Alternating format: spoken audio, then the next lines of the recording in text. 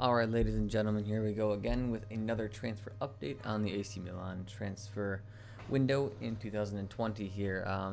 The date today, I'm kind of recording this at the end of the night my time here on August 31st, so we're kind of bleeding into September 1st here, so starting off the new month here. A lot of exciting news just came down the pipeline.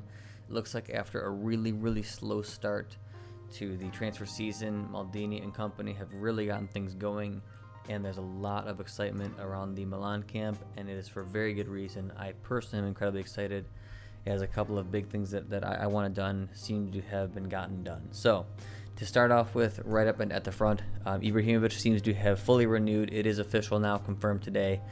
The deal appears to be worth about $7 million. I know that Milan was kind of coming in lower, somewhere between 5 and 6. They wanted more.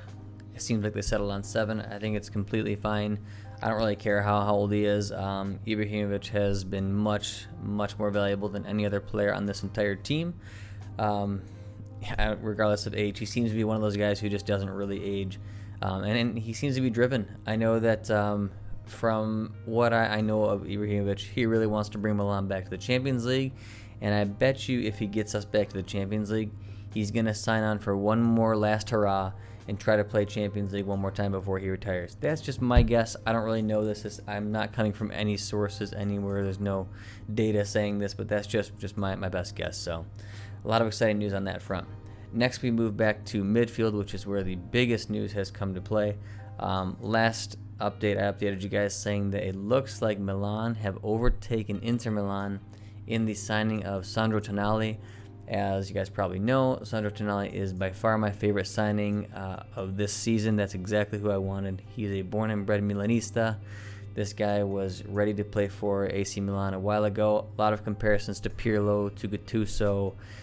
Truthfully, he's kind of an amalgamation of a lot of different players. He's really not Pirlo. He's really not Gattuso, but this guy has charisma. He's got class, and he has a lot of character for a young guy.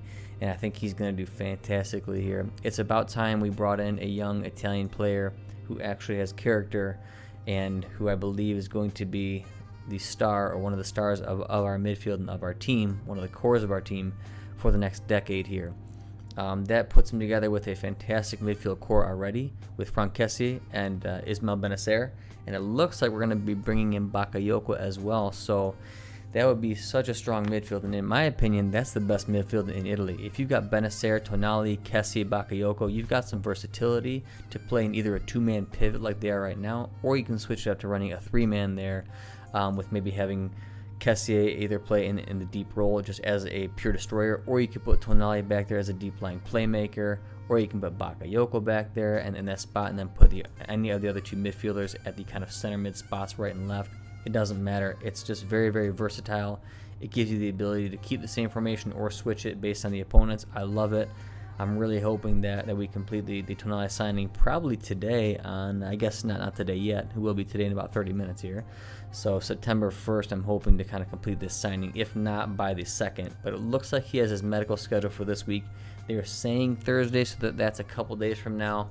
But all the signs point to Milan actually taking Tonali from Inter, which is beautiful. It's a statement signing, and so that is probably the biggest news on the docket today.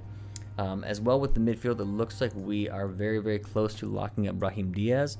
I believe this deal is going to be perfect because it's going to be a loan with an option to buy, which if he turns out to be anything like Theo Hernandez and turns out to be another one of those Real Madrid wonder kids who has great prospects and just needs to be in the right environment, and he explodes, boom, we've got the option to buy, we can redeem it, done, we've got ourselves a great midfielder. Looks like he can play somewhere kind of on the right side of mid, attacking mid, or if need to be in kind of more attacking central mid. So should be very versatile, should work for us quite well. Also updating on the Sandro Tonali deal, I believe that it is still going to be a loan with option to buy. I know that there was some debate between whether Cellino, the president of Brescia, was going to accept a option to buy, but it looks like he's kind of softened up because I think we're offering about 10 million up front, and then I believe we're offering another 10 to 15 million for the option to buy, and then there's about another 10 million worth of bonuses. So this deal could be anywhere from about, I believe, somewhere between mid 30s to 38, somewhere between 35 to 38 million dollars total if fully redeemed. The great news is that if for some reason Tonali flops, yes, it's a very expensive loan, but you don't have to redeem it. I really don't think he's going to flop, and I have high praise for him, and I hope that this is just exactly the signing we needed. That being said, moving back to the defense, there's really nothing else to be said there.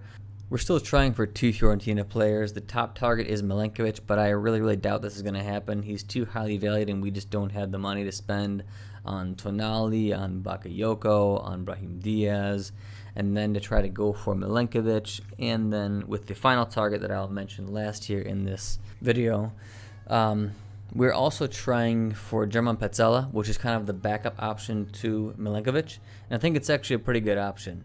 He's been Fiorentina's captain. I believe he's 29 years old, so it's not like he's, beyond there. And we still have Romagnoli, who is relatively young, Gabbia, who's just coming up, who is also very young, and we have some experience with Simon Kjaer as well.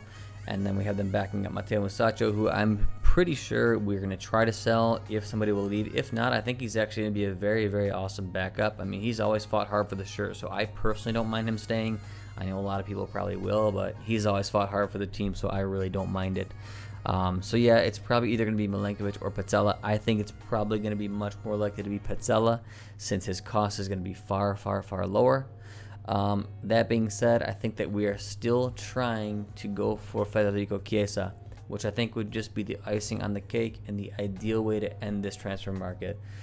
It gives us 2 young Italian players who are incredibly promising and who would fill 2 roles in the team that I believe Milan still needs. Right now it's said to be between Milan and Juventus, with Milan probably leading a slight bit because Juventus has to offload some people before they can go for Chiesa. And additionally, they just picked up Kulusevski, so I'm not exactly sure why they would need Chiesa and Kulusevski unless they were planning on running Chiesa on the left side. I don't really get it, because then where's Cristiano Ronaldo going to play, plus Dybala?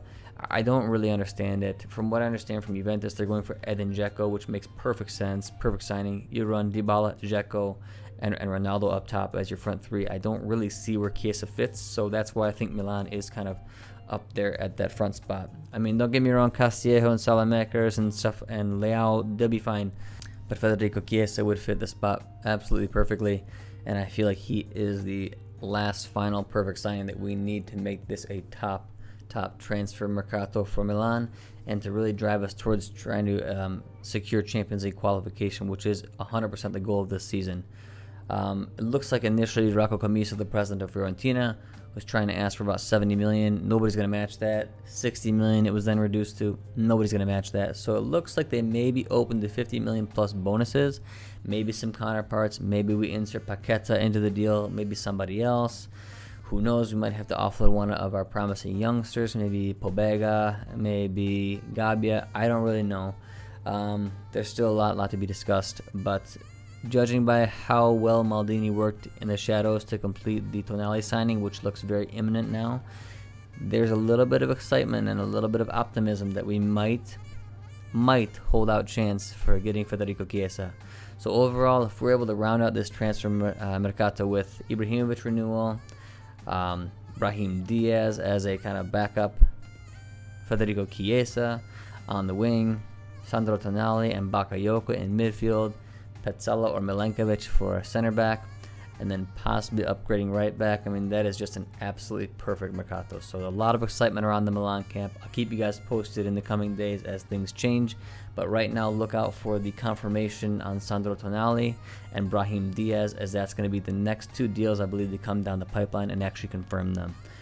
After that, we're looking at Bakayoko, and then who knows. All right, take care, everybody. If you like this, consider subscribing, and I will keep you guys posted as always. Thank you very much, and Forza Milan.